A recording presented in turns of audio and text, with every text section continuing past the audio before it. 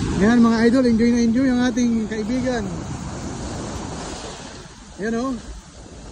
Enjoy na enjoy ang ating kaibigan. Ayan, malapit na.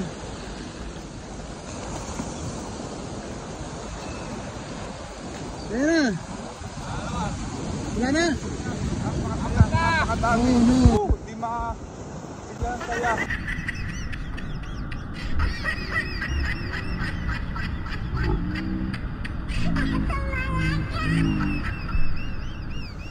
Wala na stress. Sapat para sa inyo. Mga kapising. Siyam na nakawala, siyam. Wow.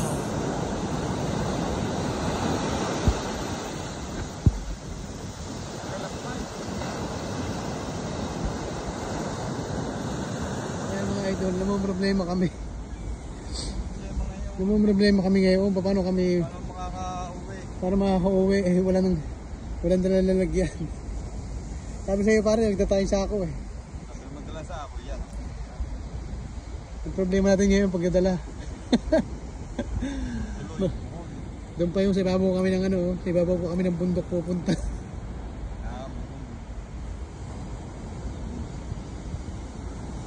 Next time ulit mga idol. Yan mga idol, ng ating nagali ngayong araw na to. Konti lang. Maliliit. Sobrang maliliit sila. Swerte tayo ngayong araw na to. 1, 2, 3, 4, 5, 6, 7, 8, 9. Siyam.